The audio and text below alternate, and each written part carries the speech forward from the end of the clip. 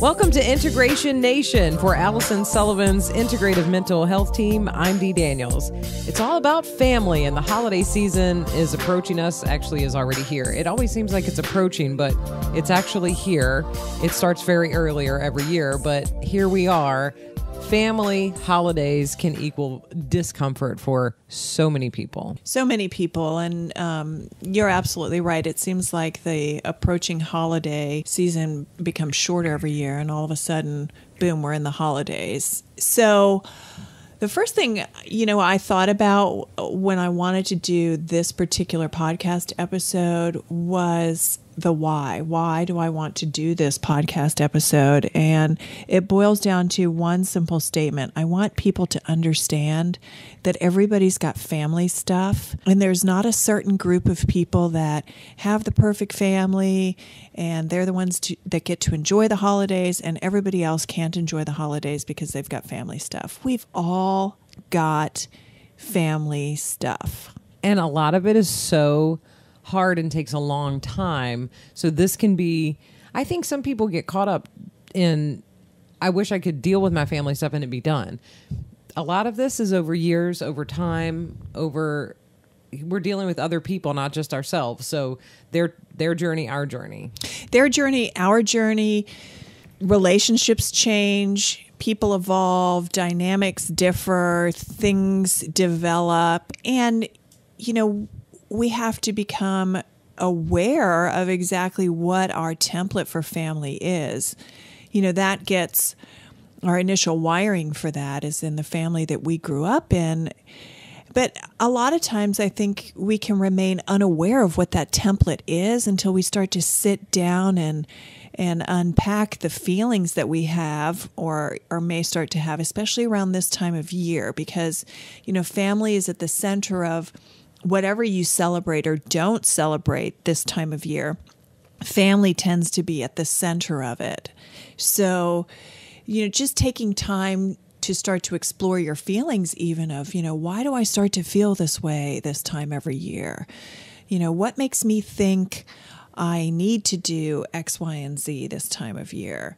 How do I even feel about that? Can start to help people resolve whatever family stuff is there. I love the question that you asked at the beginning about what is our definition of family? How do we describe family for ourselves? How do we explore that question in a way to then also translate it to how do we want our definition of family to be? What is our definition currently, and how can we get to the definition that feels more authentic to who we are? Well, I'll just share what I did because I think it's a really useful way to describe an option for people. And there's some variance of this that works well for most people that I work with. And that is to first start to ask yourself, what were the family rules in the family that I grew up with? And what I mean by that is, what did we do? What did we do over the holidays? And who set that up? And what were the expectations around that? And how did I feel about that? And then once, I got answers to that of, we did these traditions because of this. I felt this way because of this. Then the next place that people can go to that is where I went. And that is, what do I want? What do I even want my holidays to look like? And if you have a family that you're raising, there were clues for me there. What do I want for my children? What do I want my children's holidays to be like? And that gave me a lot of clues as to what I loved about the holidays growing up, what I loved about family, what didn't work for me, what felt like obligation, what felt like expectation, what felt like disconnection. And then sitting with that stuff helped me to figure out, okay, what does family mean to me and what do family holidays mean to me? But I think underneath all of that, Dee, something that we don't talk about enough is, in order to do any of that, people have to be willing to be uncomfortable, because uncomfortable feelings are going to come up. So much. So much. So much. So much. Judgment's going to come up. Yes. Shame is going to come up. Guilt is going to come up. And if you're not willing or don't have tools in your toolbox to help deal with those things, it's going to turn people away from really looking and exploring, because that's going to feel overwhelming. That's your first instinct, is to want to run away from those feelings of uncomfort. So how do you keep facing the uncomfort? Because, when I asked that question going through my own family trauma and my own family history, where I'm also trying to find my own authentic journey to what I want holidays to look like, what happy holidays look like for me. So how do we? Because you're not just going to feel the shame and the guilt and all of that once. Like you're probably going to feel it for years, or every holiday that you're making new decisions or new transitions. Yes, but in my own experience and in the people that I work with, what does happen is when you get tools in your toolbox to deal with that, what happens is the shame and the guilt become more and more like an echo, not an actual visceral feeling in your body, a sensation in your body or feeling, but more of like an echo of, oh yeah, this used to be so painful because I thought about this. I was over responsible for this. I thought I was supposed to take care of this. But now that I know this is who I am and this is what I deserve and this is what's possible, it changes people's relationship to the shame and the guilt. And I want people who are listening to really hear that it's not this unrelenting, painful thing, that there is progress and there is separation from the pain, I think in part because we learn how to integrate it and we no longer identify with it. And then we've got a new story that really speaks to our heart about what family is and who we are in family and what's possible in belonging and how we can be celebrated. And that's the reason to do this work. The reason to do this work is that stuff is really possible. I'm thinking about so many people who have, gone through things with their family history or their family of origin. Maybe they have a new family that they feel more authentic to. Maybe they have a group of friends that they call family. Maybe they have a blended family where some of that blended family does not mix with the family of birth. I'm sure you see a lot of that in this time of year, especially. Can be very difficult to look back on that, but also if you're growing in the place of where you are feeling celebrated with your new family or your this group that you call family, you look back on the decisions that you made and almost with a sense of pride, to be proud of yourself for walking through that. Yes, and that pride, that groundedness fortifies us to be able to continue to act in our own best interest and continue to make difficult decisions that we need to make because it's what's best for us and the families that we are in. And, I don't really agree with, nor do I think it's useful when people spread the myth of if it's the right decision, it feels good. That's how you know you've made the right decision. Right. Because I'm here to say some of the best decisions I've made for myself in the long run, some of the decisions I think have not only benefited me, but my family the most, have been incredibly painful initially because it involved a lot of change and a lot of disruption. And, I don't know if there are people out there that think that feels good. I don't think that feels good. It doesn't. However, in the long run, what has happened is that those decisions have borne fruit that is healthy, that is connected, that is inclusive. So I think it's important for people to consider that, right decisions healthy decisions are sometimes painful decisions. That's powerful stuff. You mentioned a couple of words, belonging and feeling celebrated. It's so interesting because especially this time of the year, I see articles come out on Twitter, on Instagram. I see people reminding us, health coaches, therapists, lifestyle coaches. I see people reminding us all the time, especially this time of year. And I've seen this headline and I love it. It's absolutely okay for you not to go, quote unquote, home for the holidays. Yes. And how I help clients deal with this, I love Venn diagrams. I'm a super visual person. So I have people set up Venn diagrams, and sometimes we'll even draw them out in session.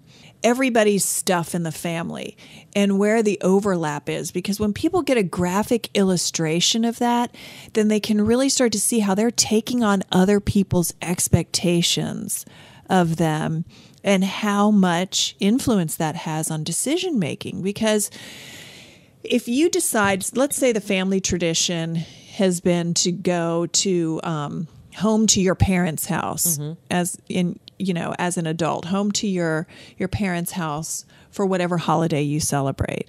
And let's say that that's a pretty difficult, painful thing for you to do. But the thought of saying, no, I'm not coming home, starts to elicit these scenarios of, mom guilt or two-parent guilt or whatever. I think that what's useful about the Venn diagram is that helps people understand that that's about the mom or the dad in that scenario, or the two moms or the two dads, or whatever your family construction is. That's about them. That's not about the person saying, I'm not going to come home this year, because each of us are responsible for dealing with our own emotional responses and reactions. We are not responsible for the reactions of other people. But when we take that on, it really clouds and kind of obscures what we're really connected to and where we really feel a sense of belonging. What do you say to people who are coming, adult children, who are feeling like, I don't want to be at my parents' or parent house for the holidays, but I have kids involved? There are a lot of adult children who now have kids of their own who feel an extra obligation to go to grandparents' house, for the holiday. What do you do in that scenario when you, as your own person, you're like, I'm uncomfortable here. I don't like it. I don't like doing this. But I also have kids involved, so I also have to make some decisions there. I think that's a really difficult spot for many families. And for me, the way I think about this and the way I encourage people to think about it is related to dichotomous thinking. Dichotomous thinking is this kind of cognitive distortion we do where we think either or.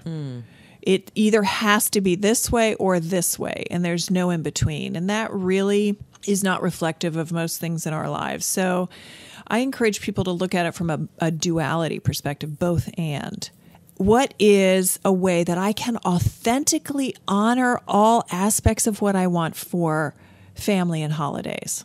And then to advocate for that. Of course, people can't control the outcome, but once we get clear on that, we can advocate for that. So in some scenarios, maybe that looks like, okay, I will go and take my kids to my parents' house after Christmas to celebrate Christmas, if you celebrate Christmas, or, when Hanukkah's over, or at this particular time during whatever holiday, so that my kids can have time with their grandparents. And in our immediate family, we will do this, this, and this so that we can have that tradition and that sense of belonging and celebration with us. So it's a way that honors both desires. And then if the extended family isn't willing to do that, that's about them. That's an oh well moment. Yeah. Isn't it though? I mean, oh well, yes. Once you feel like this is the right authentic thing to do, and you've gone to this place of acting from the duality thinking. Yes. Where you're doing both and instead Yes. of either or, black or white. You're doing Yes. Let's try to find the right in between, and then they still refuse that. That is almost an oh well. Yeah, and that's when you refer to the Venn diagram in your mind, and you're like, okay, this is about them, not about me. And of course, I'm not at all suggesting people give ultimatums, because that's just another version of either or. Mm-hmm. But being reasonably flexible of, yes, we want to get together with you at some point during the holidays. These are some options for us. Do any of these work for you? That gives them space to factor in their schedule and whatever specifics they need to factor in too. So it honors flexibility on both ends. And if you still can't find a middle ground there, then what that helps people do is to resolve that they haven't contributed to that, because they've shown up as open and willing and flexible. When you were talking about feeling celebrated in the holiday scenario, I think a lot of people struggle with that so much, myself included. I have too. To think to yourself, you can be celebrated during the holidays. You, as a person, should be celebrated. You deserve to be celebrated. Some of us battle with that because we feel that obligation. Yes, and if we're not celebrated in our family of origin, if we are rejected or conflictedly accepted or tolerated. No one wants to be tolerated. If that's the best case over the holidays, that just feels bad. It just feels bad. The other party feels like they're giving you something great by saying they're tolerating you. I know. It's hard to even say that word, tolerate. It just doesn't really support belonging. Belonging is really about feeling seen and celebrated in that. It's not about having to appear in some way, some perfect way in order to be, marginally allowed. And I think that when people do find that both within themselves and in either a chosen or created family, then that's really the seat of so many good things in people's lives, because it's intoxicating when you start to really feel your worth and have other people mirror that back to you. I in my own life, I can't think of anything that feels better. But to be in a place where people see exactly who I am, faults and all, and still think I'm great to be around. And how wonderful that feels, not only to get it, but also to give that. To give that, yes. That is intoxicating. It is intoxicating. And I really actually think it's the gift that when we are open to ourselves and to our shortcomings and towards our challenges, when we really offer that to ourselves, that puts us in the position to really offer that to the people around us in our family. What about people who say every time I've seen this a lot, I've heard this a lot, every time I get with my family over the holidays, something comes up. Something, you know what I mean? Something comes out of the shed that I locked things in a long time, out of the storage shed, crawls out from under the door and attacks us at the dinner table. Slaps you right in the side of the face like right a over big the thing ham. of slime. Yes.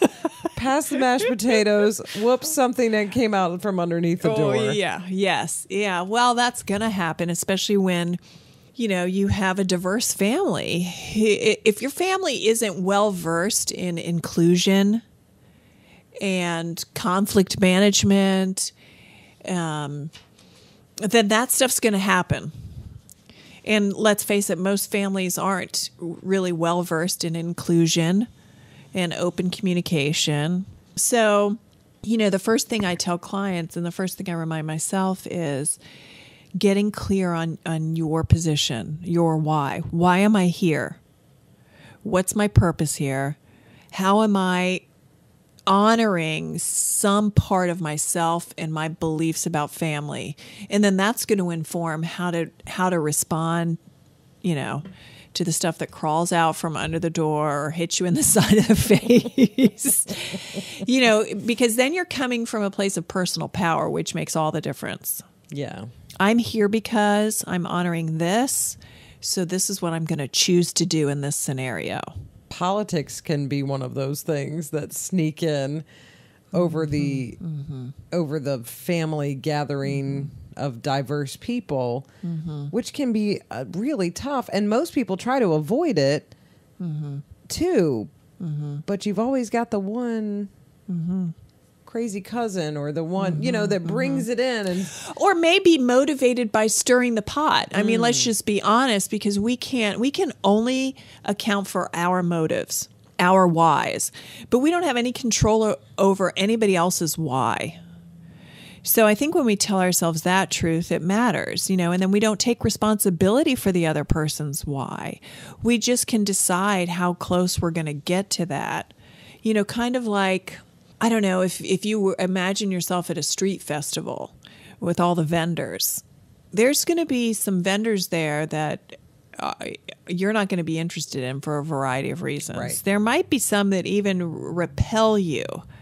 It's your choice which vendor booth you go to and how much time you spend there. And that's the same in family functions. Just because someone carries the label family doesn't mean that we have to invest all of our emotional energy at their vendor booth. we don't have to buy something from their food truck. No, we don't. We don't. And if we know it makes us sick to our stomach, Right. then I would argue it's about us. Yes. If we're going to that food truck and eating the food that makes us sick, that's something about us, not about them. Right.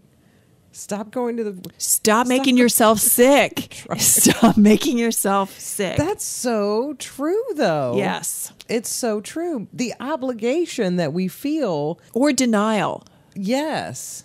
Or denial. And that goes back to all those self-reflective questions we talked about at the beginning, because we have to get really clear on what does family mean to us and how are we participating in that definition? Because if we haven't done that and we've decided that we have a perfect family because this, and this, then we're going to start attaching to all kinds of stuff that makes us sick to support that delusion that we have a perfect family. But if we get honest with ourselves and say, this is what I love about my family, and this is what is troubling to me about our family, and this is how I want to participate, then that's a more authentic, powerful place to set boundaries and make decisions about what you want to put emotional effort into. When you sit down with clients and they are struggling, sometimes this time of year can be a very lonely time, and Yes.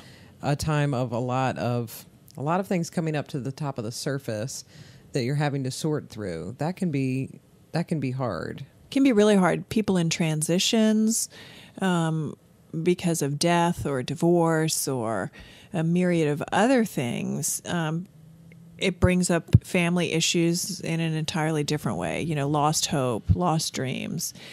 So we start with what I suggested at the beginning, and that is, what kind of holiday season do you want? Let's start making a list. I want to do this. I want to contribute this. I want to do this. And then finding ways to create that. I remember in my own life, after a life transition, it was after divorce, the first Thanksgiving that I didn't have my children, I had to do the same thing. I had to say, okay, what do I want this Thanksgiving to be about? This is going to be difficult because it's different and because there's a lot of stuff about moms and their kids on Thanksgiving. And yes. So I'm going to be having some feelings about that. So what do I want to do?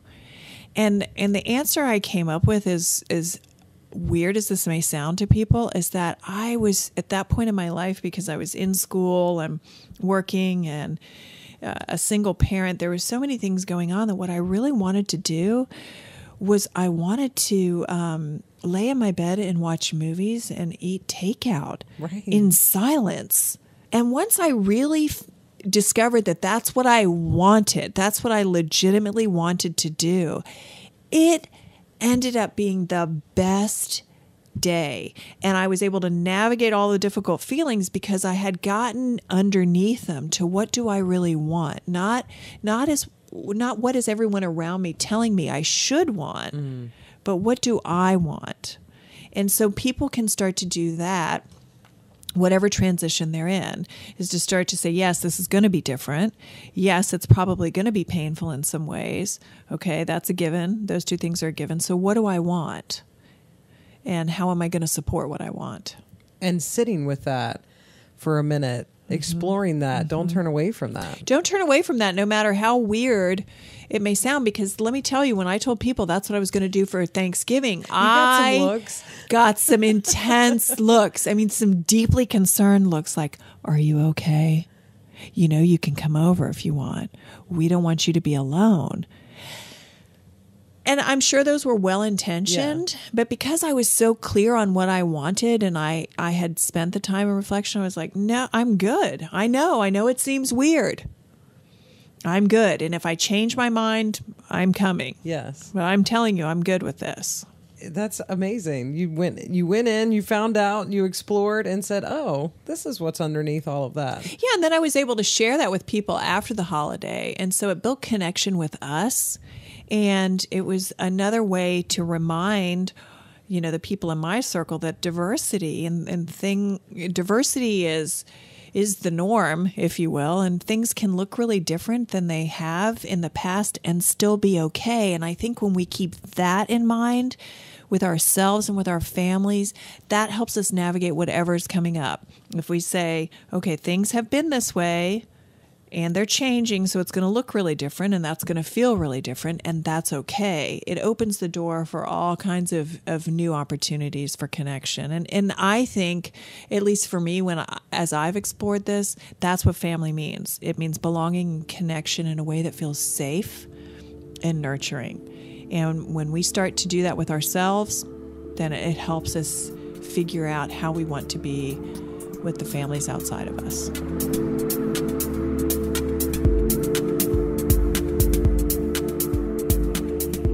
Allison Sullivan and Associates Integrative Mental Health Team is located in beautiful, historic downtown Fredericksburg, Virginia, and at allisonsintegrativehealth.org. New and exciting workshops are available to you that will give you personal attention to meet your needs right where you are on your journey.